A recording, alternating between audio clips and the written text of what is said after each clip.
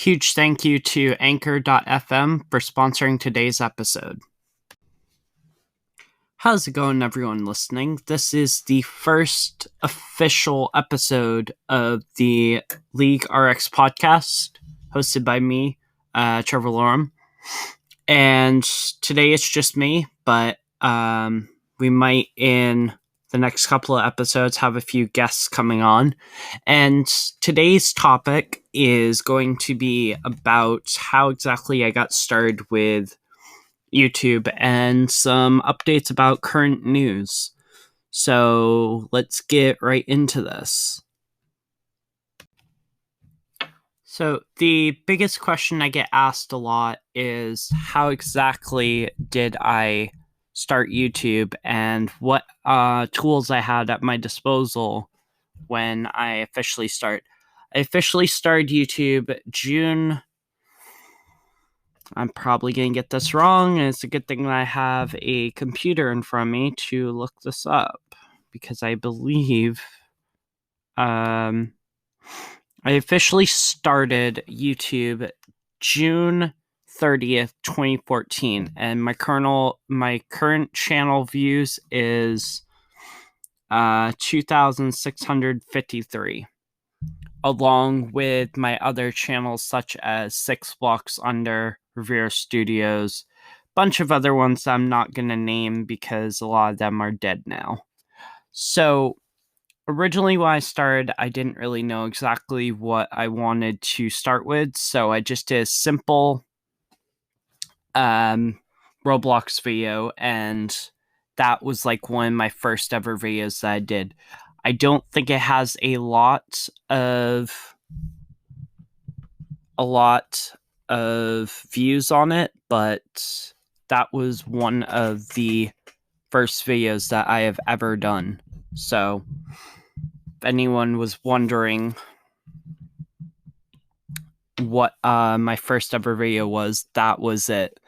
And if I am correct about this anyway, I believe it is still accessible. I believe you can still watch it, even though it's not my most recent one. So, I want to say that I took like a big leave from, yeah. So I'm gonna because fair warning, the Roblox one has some copywritten music in it, and I can't really play that. So yeah, we have 36 views on the Club Botes Basics. That was the name of the original one, and I didn't really know what exactly to call it at the time. So I was like, yeah, sure, that'll work as a name. And then I took a pretty big jump into doing like Minecraft, basically whatever was trending. I didn't really do what I wanted to. So, and I think a lot of my friends can vouch for that. I was very demanding back then. I was always trying to get people to do the content that I wanted, not what they wanted to do. So that was one of my biggest flaws back then. And I'm glad that over the years that I've done YouTube, I've actually changed from doing that sort of content, because I know a lot of people that I was friends with are no longer my friends because I did a lot of that. So you may be wondering, though, if that was my first ever channel. And the answer is no, it wasn't. I had one when I was in 5th grade. I think it was 5th grade. I had one called Death Zone 8, and I did a collaboration with my older brother, known on YouTube as SS Silentext. Stupid name, I know, but yeah. And if you're hearing any background noise, that's my cat literally walking around on the table as I'm trying to film this. Would you please go away? Like, seriously. You're being a nuisance. Down. Sorry about that.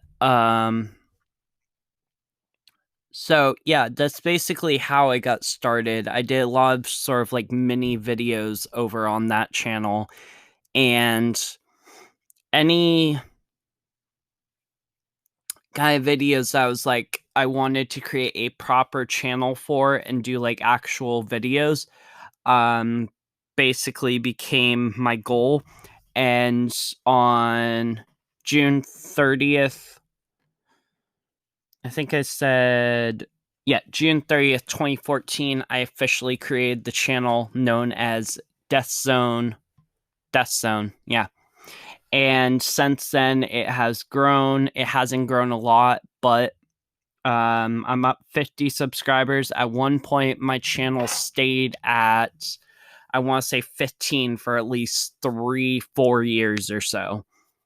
And just last year, I officially hit my 6-year mark on the channel. I think so, anyway. Yeah. And I wanted to do kind of a special video for it, but it didn't really take off that well. So I was like, you know what? I'm just going to go ahead and work on content that I see people are enjoying, but I don't really have any clue what the next videos that I'm going to film. Like, if it's a series that people enjoy, then I probably will. But if it's not, then most likely I won't film that. But that's basically a look into that. And then as I went on, I basically decided to create a bunch of other channels. A lot of them failed because I didn't really upload to them because I didn't really know exactly what I wanted to upload. I had one called Crystal Zone Gaming that has like one video on it. Then I have one called Overrated Gaming. I have a music channel, not well, it's a canceled music channel, but it was called Zion. It had like the I think it's Nordic, but it was like the 0 with like the slash through it, and that was going to be like my big music channel that I would be doing. But I decided instead to just stick with Zivonics because that was like my channel that was growing, and I just kind of had these side channels that weren't really doing a lot. When I first started, I started playing with 2 people. I'm not going to say their names due to being polite. Phantom Warrior 16 and the Derpy Cow, which is now known as Loyal on YouTube. So I started with them, and it was kind of like this small little group where we would just basically make videos together. And then as things grew, I met up with my other friend, which his name on screen was L Lil Ninja Dude. And then there was Erosion Fox, Huntron Cesar, just a bunch of different people I started hanging out with and started doing videos with. After a while, that kind of died down, and I started to do my own videos. During this time, I was friends with a person by the name of B Brain Einstein, and we started to kind of collab on some video ideas. And he said that if I can help, that he would basically be there in videos to kind of help me through. And I really appreciated that because I didn't really have anybody else to do videos with me. So I was like, that's awesome that he actually would step in. And a lot of the newer content that you see, like Scrap Mechanic, the Forest, Minecraft videos, that's a lot of him stepping in and being like, hey, I'll be this other half that will help you film videos, and I'll give you suggestions on what you can like add to the editing to make it seem like a little bit better. As I went on, I got a lot better at editing, and I have gotten to the part where I'm like mid-tier editor. I've gotten better at editing. It's not 100%. There's a lot of times where I forget to add the smallest little things, or there's times where I kind of overdo little comedic parts, but that's just because of the fact that I'm not the best editor out there. So as my channel started to grow, he started out. Then I think it was about maybe right before the pandemic hit, my younger brother, known as Firezone256, hit me up and was like, "Hey, we should make a video together." And I was like, "Yeah, that sounds like a great idea. I don't know what we would do it about." And then I pitched the idea, "Hey, we always want to do videos together. What if we create a conjoined YouTube channel where we're both co-owners of it?" He absolutely loved the idea and thus founded the channel Revero Studios. Now, most people would be like, what does Revero even stand for? So if you know what my younger brother's name is and what mine is, it's pretty easy to guess. I just basically took both our names and interjected them into a, or not interject, but conjunction. I took both our names and basically put them together and thus basically formed that. And we did a couple of videos over on there. We haven't been able to do a lot since then, but because of the fact that we did a couple over there, we're like, let's kind of give that a break right now. Let's basically focus on high school and let's finish up that.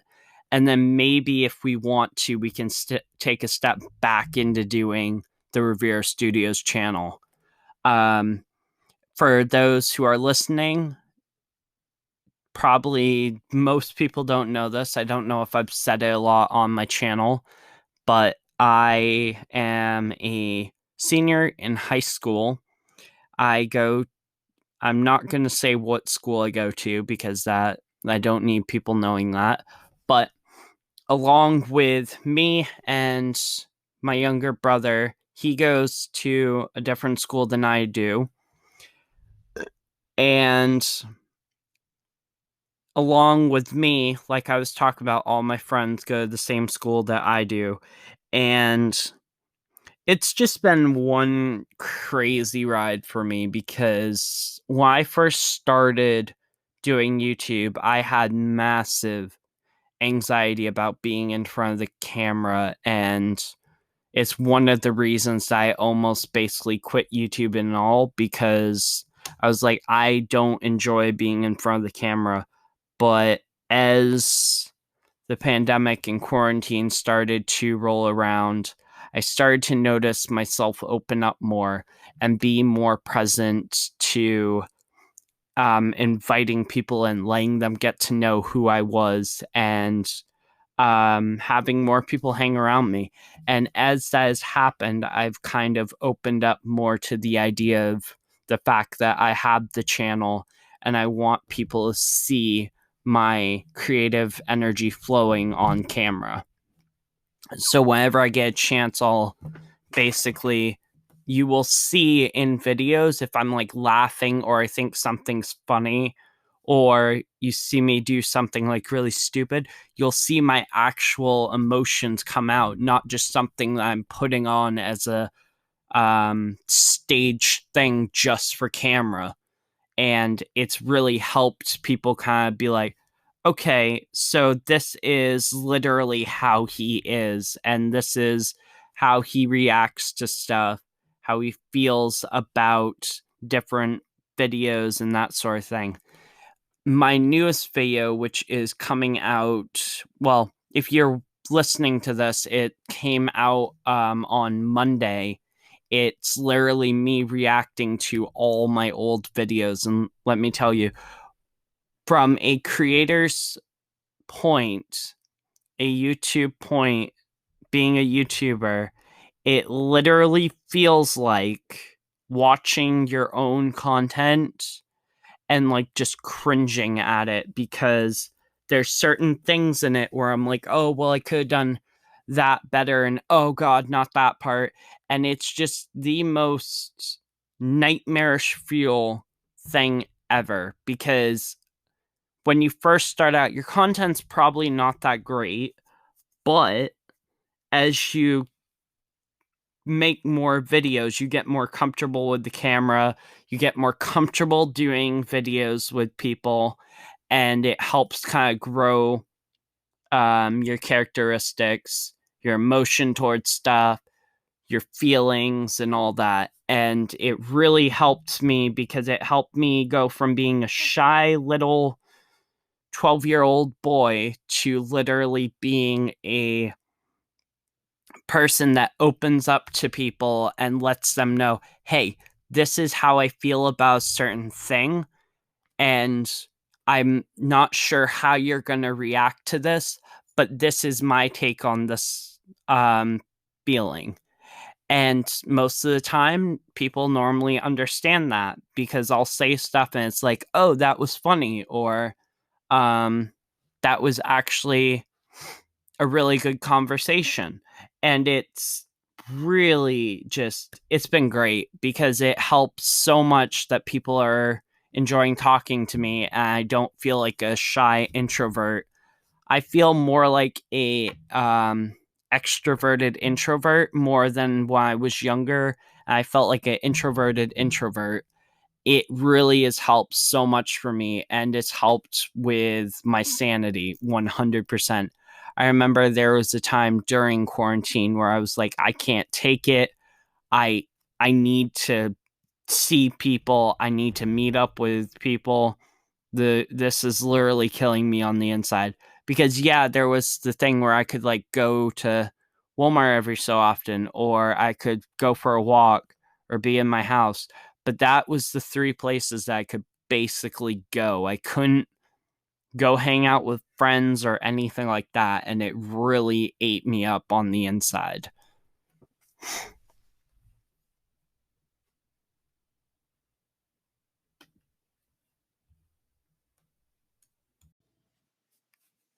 Anchor.fm is a way for you to literally create a brand new podcast, or if you have already created a podcast, it's a super simple way to put your podcast out there and let people hear it. It combines transitions, Spotify music, a way to upload your own content, and with few simple clicks, you can literally drag and drop all of those clips in and then move them around to your desired location. Anchor.fm makes podcasting super simple, and it makes it a hell of a lot easier to do compared to spending a bunch of money on random podcast softwares that you have to pay a yearly or monthly service for. Because Anchor.fm is free. So go to Anchor.fm and check it out today. So, other news. I just saw that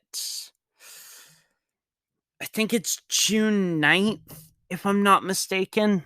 Uh the new Disney Plus show Loki is coming out, and the whole basis behind it is the fact that it's literally, and I'm not being sponsored by Disney Plus to say this at all, but the whole idea behind it is literally it's the Loki from the Quantum Verse that got a hold of the Tesseract and is now being hired by this sort of company to basically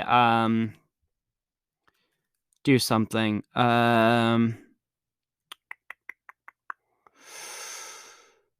Not seeing,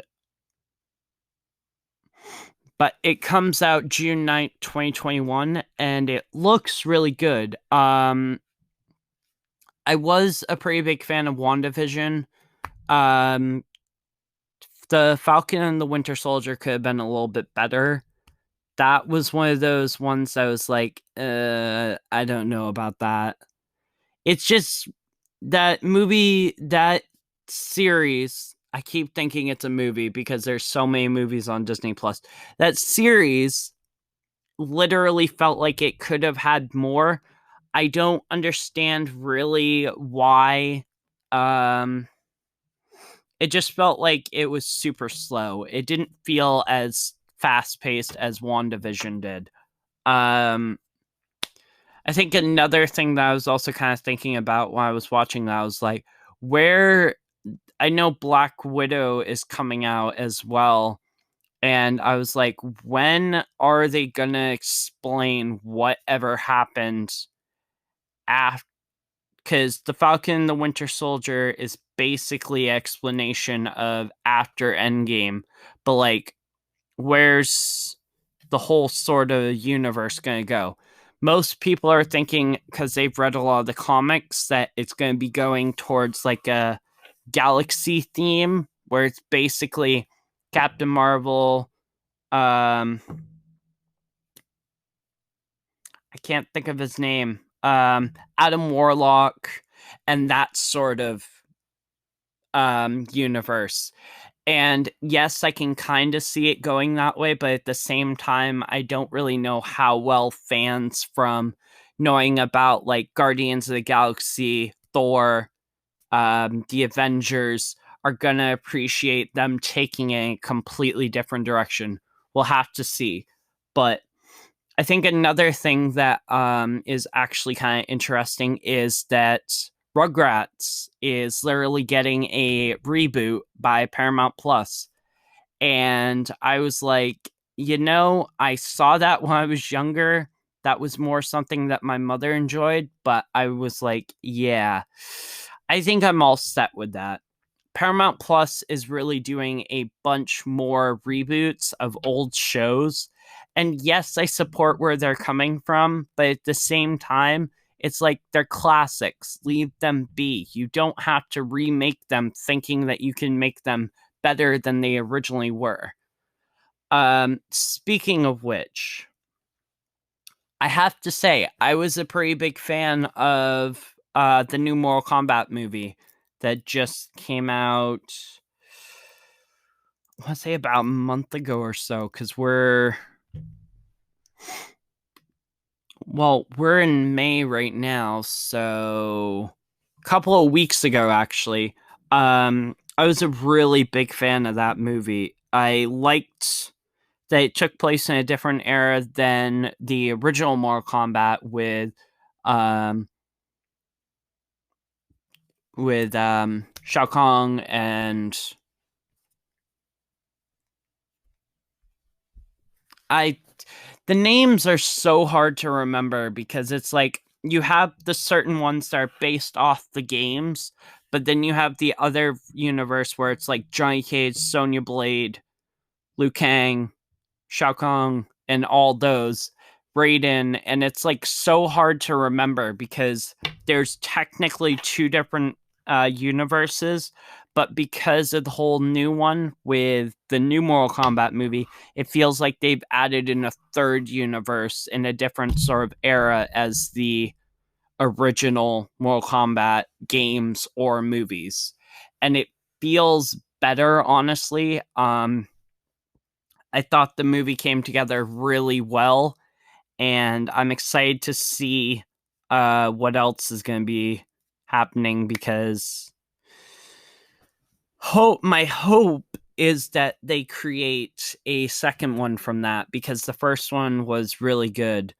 Coming up soon, we have Venom, Let There Be Carnage. Super excited for that. I saw the first Venom in theaters and I was like, yes, finally. They're taking the idea of Venom and letting it be its own thing, not returning it back to Spider-Man where it originated from. Venom is now its own thing. That's awesome. Because when you take Venom, especially, and you remove it from the Spider-Man universe, you've now just created a universe that is completely endless and it just involves Venom and his symbiote brothers and sisters, not having to deal with the Spider-Man lore being mixed into as well. And it makes it so much easier to enjoy because I am, for one, am not really a fan of Spider-Man. Yes, I know a lot of people are. I know a lot of people like Tom Holland, but I just I love the Venom universe that they've created, because one of my favorite lines from that movie was when Riot shows his face first to Eddie, and it's like, oh shit, he's got one of those up his ass too. And it's like one of my favorite lines from that movie.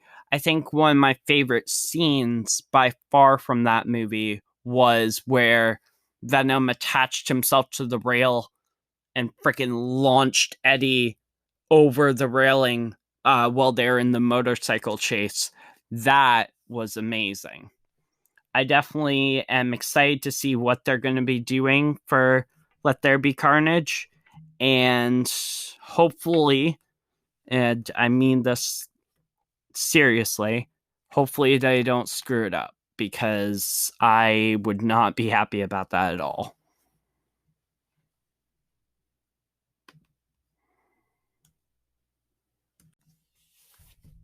So, anyone who's interested in seeing anybody else be a part of this podcast, let me know. So I will be posting this over on anchor.fm every Saturday at 2 p.m. EST, and on YouTube every Thursday sometime in the afternoon.